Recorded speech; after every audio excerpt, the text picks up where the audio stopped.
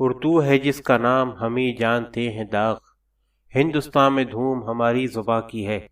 Shakespeare کے بقول نام میں کیا رکھا ہے، لیکن اردو کے معاملے میں یہ درست نہیں، کیونکہ مختلف ادوار میں اردو کے نام بدلتے رہے۔ یہی نہیں بلکہ ہر عہد کا نام بعض لسانی اور تہذیبی خصوصیات کا مظہر بھی رہا۔ یوں یہ نام بعض اوقات اس مخصوص عہد کے لیے ایک بلیغ استعارہ بھی بن جاتے ہیں۔ اردو ہندوی تھی۔ لسانی تحقیقات کی بنا پر اردو کے متعلق جو قابل قدر مواد جمع ہوا، اس میں اردو کے بدلتے ناموں کے بارے میں معلومات دقیق ہی نہیں، دلچسپ بھی ہیں، اور اس سے معلوم ہوتا ہے کہ داغ نے جس اردو پر ناز کیا تھا وہ ہمیشہ اردو نہ تھی۔ چنانچہ حافظ محمود شیرانی سے لے کر ڈاکٹر سینتی کمار چیٹر جی تک لسانی محققین کی اکثریت کا اس امر پر اتفاق ہے کہ ہندوستان کی نسبت سے اسے ہندی یا ہندوی کہا جاتا رہا ہے۔ اس نام کی شہادت قدیم لغات اور ادبی تصنیفات سے بھی ملتی ہیں۔ چنانچہ سن 812 ہجری میں قاضی خان بدر سے لے کر 1742 میں سراج الدین خان آرزو تک سبھی قدیم لغت نویسوں نے ہندوستان کی زبان کو ہندی یا ہندوی لکھا ہے۔ علاوہ ازیں مفتاح الفضلہ اور دستور السیبان وغیرہ میں بھی اسے ہندی ہی کہا گیا ہے۔ اس مقصد کے لیے بعض صوفیہ اکرام کی تحریریں یا اقوال بھی کارآمد ہوتے ہیں۔ چنانچہ خواجہ نصیر الدین چراغ دہلوی، شرف الدین یحییٰ منیری اور اشرف جہانگیر سمنانی وغیرہ نے بھی ہندی یا ہندوی استعمال کیا ہے۔ ہندی نام کا تاریخی اور غالباً قدیم ترین حوالہ تذکرہ بابری میں ملتا ہے، جس میں بابر نے یہ شعر ہندی کے طور پر درج کیا ہے: مجھ کا نہ کچھ ہوس مانک موتی، فقرا حالنا بس بلکستر پانی دروتی۔ دہلی میں 27 اپریل 1526 کو بابر کے نام کا خطبہ پڑھا گیا۔ خواجہ درد کے برادر میر اثر کی مثنوی خواب و خیال اردو کی بعض اچھی مثنویوں میں شمار ہوتی ہے۔ انہوں نے بھی مثنوی کی ابتدا میں اپنی زبان کو ہندوی قرار دیا۔ فارسی 100 ہے، ہندوی 100 ہے، باقی اشعار مثنوی 100 ہے۔ اس عہد میں صوفیہ کی کتب اور ادبی تصنیفات سے بھی اس امر کی توثیق ہوتی ہے۔ چنانچہ شاہ میراں جی شمس الشاق، شاہ برہان الدین جانم اور جعفر زرلی کے ساتھ ساتھ عبد البیجا پوری کی کتاب ابراہیم نامہ، ملا وجہی کی سبرس اور فضلی کی وہ مجلس وغیرہ سب میں اردو کا نام ہندی یا ہندوی ہے۔ اسی طرح شاہ عبد القادر رحمۃ اللہ علیہ نے اپنے ترجمہ کلام پاک کے بارے میں لکھا کہ یہ ہندی میں ہے، ریختہ میں نہیں۔ شمس اللہ قادری کے بقول دکن میں ابراہیم عادل شاہ نے حکومت سنبھالتے ہی فارسی کی جگہ اردو کو دربار کی زبان قرار دیا۔ قافی کی تحریر اس زبان میں اردو قدیم صفحہ 78 پر موجود ہے۔ قدیم دور میں ناگری خط میں لکھی جانے والی عوامی بولیاں برج بھاشا کی بنا پر بھاکا کہلاتی تھیں، جیسا کہ شاہ برہان جانم کے اس شعر سے آیا ہے: جے ہو وی گیان پجاری، نہ دیکھیں بھاکا گجری۔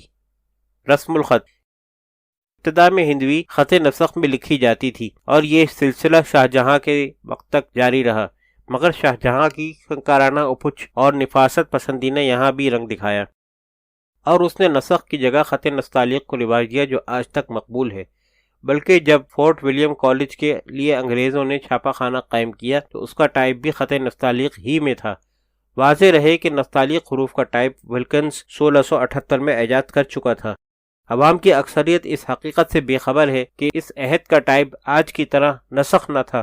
الفاظ کی نشست اور دائرے وغیرہ خوبصورت ہوتے تھے، یہ تو کہیں بہت بعد میں ارزانی کی وجہ سے لیتھو طباعت مروج ہوئی۔ مزید معلومات کے لیے ملاحظہ کیجیے ظفر علی راجہ، خط اور خطاطی کی مختصر تاریخ۔ ریختہ فارسی میں ریختہ کے متعدد معنی ہیں، مثلا بنانا، ایجاد و اختراع کرنا، نئے سانچے میں ڈھالنا اور موضوع کرنا وغیرہ، لیکن ہندوستانی موسیقی میں ریختہ کی اصطلاح کا بالکل نیا مفہوم قرار پایا، یعنی ہندی راگوں اور فارسی کو ملا کر ہندوستانی موسیقی میں جو اختراع عالم وجود میں آئی اس کو ریختہ کہا گیا۔ چنانچہ مختلف زبانوں اور بولیوں کے امتزاج کی بنا پر استعارتاً اردو بھی ریختہ کہلائی۔ آب حیات میں مولانا محمد حسین آزاد کی تصریح کے بموجب مختلف زبانوں نے اسے ریختہ کیا ہے، جیسے دیوار کو اینٹ، مٹی، چونا، سفیدی وغیرہ پختہ کرتے ہیں، یا یہ کہ ریختہ کے معنی ہے گری پڑی، پریشان چیز، چونکہ اس میں الفاظ پریشان جمع ہیں۔ زبان کے لیے ریختہ غالباً پہلی مرتبہ شہنشاہ اکبر کے عہد میں مستعمل ہوا، لیکن بعد ازاں بولی جانے والی زبان یا نثری کاوشوں کے لیے نہیں بلکہ صرف شاعری کے لیے مخصوص ہو کر رہ گیا۔ اس کی وجہ بھی موسیقی کے پس منظر میں تلاش کی جا سکتی ہے، کیونکہ بعض قدیم ترین غزلوں میں فارسی اور ہندوی کے امتزاج سے عجب گنگا جمنی کیفیت پیدا کی گئی۔ امیر خسرو کی ایک غزل نے اس ضمن میں خصوصی شہرت پائی، بلکہ حافظ محمود شیرانی کے خیال میں تو ریختہ کی اصطلاح امیر خسرو ہی کی ایجاد ہے، مگر صرف موسیقی کے لیے، جبکہ بعض اصحاب نے اس سے اختلاف بھی کیا ہے۔ چنانچہ صفدر نے اس کی تردید کرتے ہوئے امیر خسرو بحیثیت ہندی شاعر میں لکھا، میں نے خسرو کی کسی تحریر میں ریختہ کی اصطلاح نہیں دیکھی۔ تحفہ چشتیہ از مخدوم علاء الدین برنائی کی شہادت کے مطابق خسرو کے زمانے تک ریختہ کا لفظ صرف موسیقی کی اصطلاح تھی، جس کے معنی تھے کسی ایک تال اور راگ میں فارسی اور ہندی فقروں کو ترتیب دینا۔ معلوم ہوتا ہے کہ ولی اور سراج سے لے کر میر تقی میر کے عہد تک ریختہ کا لفظ شاعری کے ایک مخصوص انداز کے طور پر مقبول ہو چکا تھا۔ بقول ولی تجھ حسن کی تعریف میں جب ریختہ بولے، سنے تو اس کو جان و دل سوں حسان عجم آ کر۔ میر نے اب تذکرہ نکات الشعراء میں ریختہ کے ضمن میں یوں لکھا، حالانکہ ریختہ کی بہت سی قسمیں ہیں، لیکن ان میں سے جو کچھ فقیر کو معلوم ہے لکھی جاتی ہیں۔ اول قسم وہ ہے جس کا ایک مصرع فارسی کا ہوتا ہے اور دوسرا ہندی کا، مثلا حضرت امیر خسرو رحمۃ اللہ علیہ کا وہ قطع جو لکھا جا چکا ہے۔ دوسری قسم وہ ہے جس میں نصف مصرع ہندی اور نصف فارسی کا ہوتا ہے۔ ریختہ کا ایک مفہوم، جیسا کہ ابتدائی سطور میں بیان کیا گیا، فن تعمیر سے بھی متعلق ہے، چنانچہ ریختہ گچ کاری کو کہتے تھے، اس لیے استعارتاً پختگی کلام کے لیے بھی بعض شعراء نے ریختہ برتا۔ اس ضمن میں سودا کا یہ شعر بہت اچھی مثال ہے، ہر بیت رکھے ہے یہ غزل ایسی ہی مضبوط، سودا کوئی جوں ریختہ کے گھر پہ کرے کچھ۔ مصحفی تک ہندوی اور ریختہ دونوں شاعری کے لیے مستعمل تھے، چنانچہ مصحفی کہتے ہیں، مصحفی تو فارسی کو طاق پہ رکھ، اب ہے اشعار ہندوی کا رواج، کیا ریختہ کم ہے مصحفی کا، بو آتی ہے اس میں فارسی کی۔ امیر خسرو، ضمیر کن فکاں۔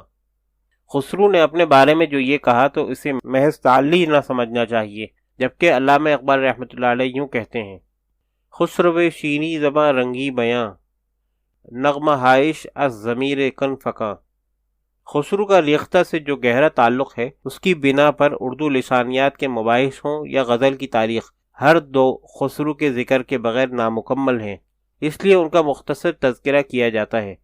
امیر سیف الدین کے بیٹے ابو الحسن خسرو کی پیدائش سن 1253 عیسوی 1651 ہجری میں ضلع ایٹا قصبہ پٹیالی یوپی میں ہوئی۔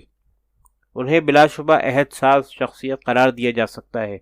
ذہانت اور فطانت کا یہ عالم تھا کہ علوم متداولہ کے ساتھ ساتھ موسیقی اور شعر و ادب میں لازوال اختراعات کیں۔ جدت طبع کا یہ عالم ہے کہ علم کے جس شعبے کی طرف رجوع کیا اسی میں نابغہ ہونے کا ثبوت دیا۔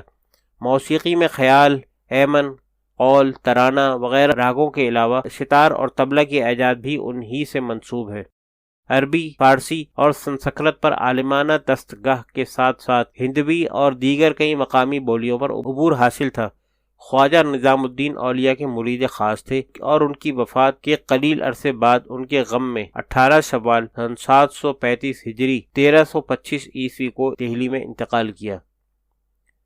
کم سنی ہی یعنی 8 برس کی عمر میں ان کے ترک النسل والد سیف الدین محمود کا انتقال ہو گیا تو ان کے نانا عماد الملک نے ان کی پرورش کی، جو غیاث الدین بلبل کے عہد حکومت کے ممتاز اراکین مملکت میں شمار ہوتے تھے۔ نانا کی سرپرستی اور پرورش اس لحاظ سے بے حد اہم ہے کہ ایک تو ان کا دربار سے تعلق استوار ہو گیا، اور دوسرے جو غالباً خسرو کی شاعرانہ صلاحیتوں اور موسیقی میں اختراعات کے نقطہ نظر سے اور بھی زیادہ اہم ہے، یہ کہ ان کے نانا سانولے رنگ کے اور پان کے شوقین ہندوستانی تھے۔ ظاہر ہے کہ والدہ سے گھر پر اسی عہد کی عوامی زبان یعنی ہندوی ہی میں گفتگو ہوتی ہوگی۔ ممتاز حسین نے اپنی تالیف امیر خسرو دہلوی میں خسرو کی سمانح کے بعض اساسی امور سے اختلاف کرتے ہوئے یہ ثابت کرنے کی کوشش کی ہے کہ ان کے والد کا نام سیف الدین شمسی تھا، ڈاکٹر وحید مرزا نے اپنی کتاب امیر خسرو میں اور دیگر سوانح نگاروں نے بھی ان کے والد کے قبیلے کا نام لاچین بتایا ہے، جبکہ ممتاز حسین نے اس کی تردید کرتے ہوئے اسے ان کا نام بتایا ہے۔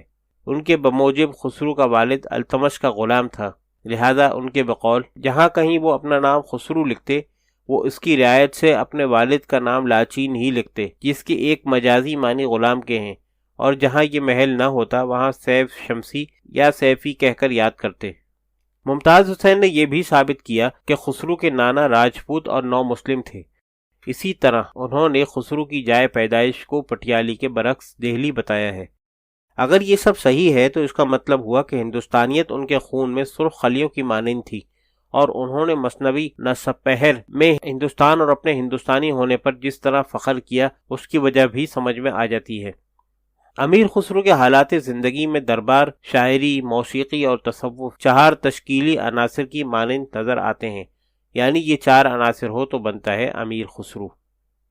20 برس کی عمر میں نانا کے انتقال کے بعد سلطان بلبن کے بھتیجے علاؤالدین کشلو ملک چھجو کی سرکار سے وابستہ ہو گئے۔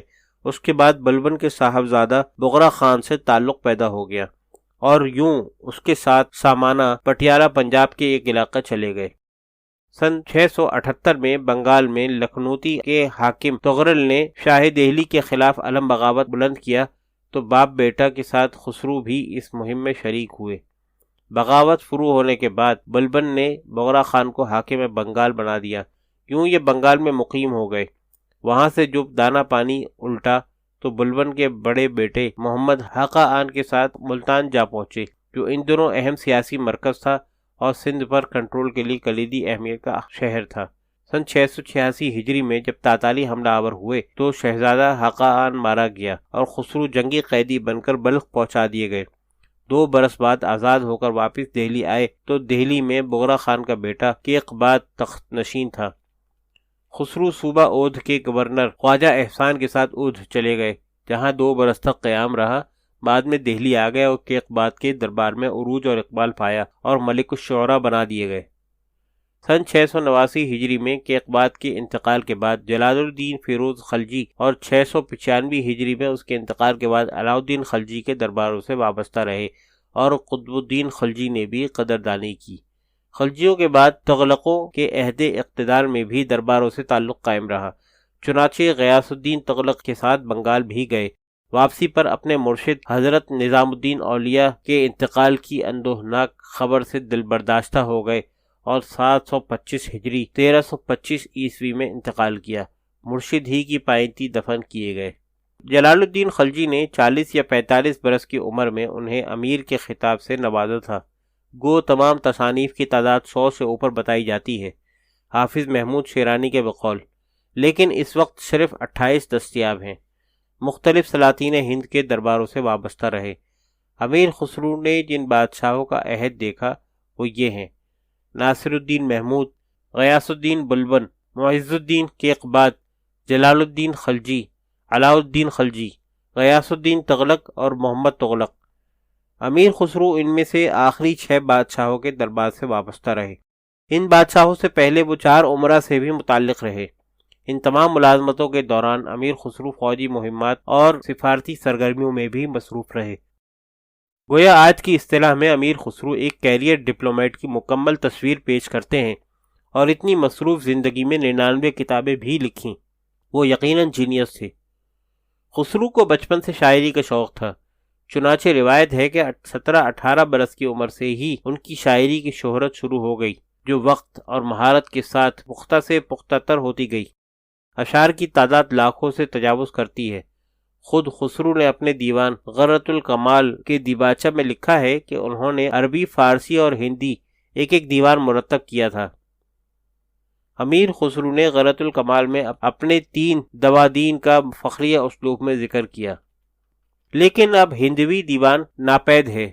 یوں تو ان کے نام سے بے شمار کہاوتیں، دو سخنے، انمل، ضرب الامثال، کہہ مکرنیہ، دوہے اور متعدد اشعار منسوب ہیں، لیکن محققین کے بموجب وہ زیادہ تر بعد کے شعراء کی اختراعات ہیں جو غلط طور سے خسرو سے منسوب ہیں، چنانچہ صفدر کے بقول افسوس ہے کہ ان کی مادری زبان ہندوی کے 3-4 لاکھ اشعار میں سے بشمول خالق باری ان کے 400-500 شعر ہمارے پاس باقی رہ گئے ہیں۔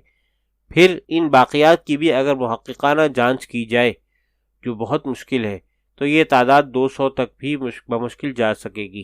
امیر خسرو بحیثیت ہندی شاعر، صفحہ 170۔ مگر حافظ محمود شیرانی خالق باری کو خسرو کی تصنیف تسلیم نہیں کرتے۔ ان کے خیال میں یہ ضیاء الدین خسرو کی تحریر کرتا ہے، بلکہ ان کے بقول میں امیر کی طرف اس تالیف کا انتساب امیر کی ہتک سمجھتا ہوں۔ پنجاب میں اردو، صفحہ 183۔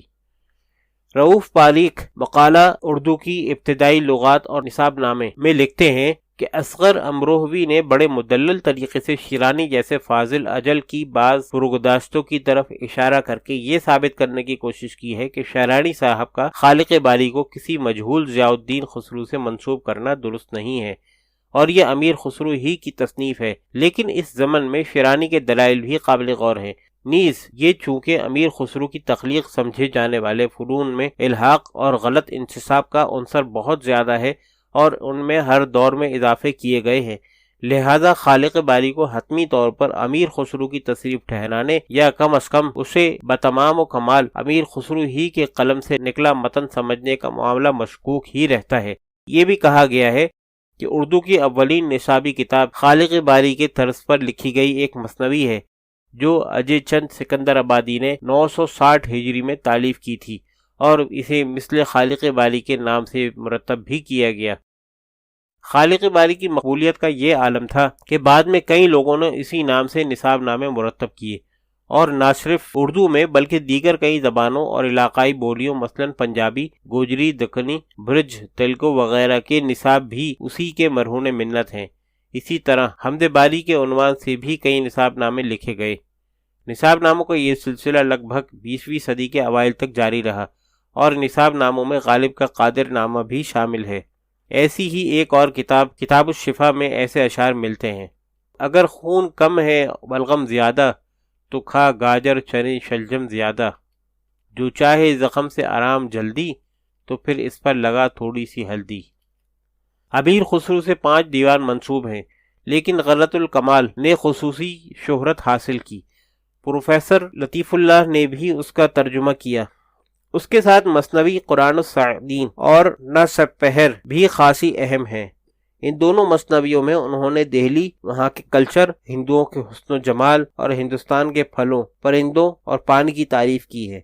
اس سلسلے میں صفدر مزید لکھتے ہیں: خسرو کے موجودہ ہندی کلام میں صرف دو ہے، ایک غزل، ایک قطعہ خالص ادبی رنگ کے ہیں۔ خسرو کی اور اردو ادب کی مشہور ترین غزل ریختہ کی اعلیٰ ترین مثال ہے، لیکن اس کا مطالعہ محض لسانیاتی موشگافیوں اور حوالے کے لیے ہی نہیں کیا جا سکتا، کیونکہ اس میں غزل کی وہ اساسی صفت بھی ملتی ہے جسے تغزل سے تعبیر کیا جاتا ہے۔ یہ غزل قدیم تذکروں میں نہیں۔ مشہور جرمن مستشرق ڈاکٹر اسپرنگر نے اس غزل کی طرف توجہ دلائی تھی۔ اسے ڈاکٹر موصوف نے general of the Asiatic society of Bengal میں ایک تحقیقی مقالہ بعنوان ریٹن ریختہ، کیا سعدی شیرازی ریختہ گو تھے، بحر متقارب میں قلمبند کی گئی یہ غزل مکمل طور پر شائع کی گئی تھی، اور اب اس کی جداگانہ تحقیقی داستان مرتب ہو جاتی ہے۔ ڈاکٹر گوپی چند نارنگ کے الفاظ میں تاریخی اعتبار سے امیر خسرو کے ہندوی کلام کا چوتھا اہم ماخذ قدرت اللہ قاسم کا تذکرہ مجموعہ نغز ہے، جس میں امیر خسرو کی مشہور غزل زحال مسکین مکن تغافل کے 5 اشعار درج کیے گئے ہیں۔ یہ اشعار آب حیات میں بھی ملتے ہیں، اگرچہ آب حیات کا متن بعین ہی وہی نہیں، جس سے ظاہر ہے کہ آزاد کے سامنے اسی غزل کا کوئی اور ماخذ تھا۔ محمود شیرانی نے مجموعہ نغز مرتب کر کے 1933 عیسوی میں شائع کیا، جبکہ وہ اپنی کتاب پنجاب میں اردو 1928 میں شائع کرا چکے تھے۔ اس میں اس غزل کے اشعار مجموعہ نغز قلمی نسخے ہی سے لیے گئے ہوں گے، لیکن اس میں بھی متن بالکل وہی نہیں، گویا کہ شیرانی کے سامنے بھی اس غزل کا کوئی دوسرا ماخذ رہا ہوگا۔ اس غزل سے یہ نقطہ بھی مترشح ہے کہ ہندی گیت کی روایت کے مطابق اظہار عشق عورت کی طرف سے کیا گیا ہے۔ امکان یہ ہے کہ اس عہد کی عشقیہ شاعری کا یہی اسلوب خاص ہوگا۔ اس زمن میں یہ امر بھی ملحوظ رہے کہ آب حیات اور بعض دیگر کتب میں املا اور بعض الفاظ کا فرق بھی ملتا ہے۔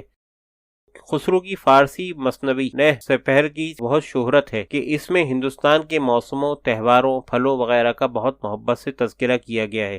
ہند کلچر کے مطالعے کے لحاظ سے آج بھی اس مثنوی کا مطالعہ دلچسپ ثابت ہو سکتا ہے۔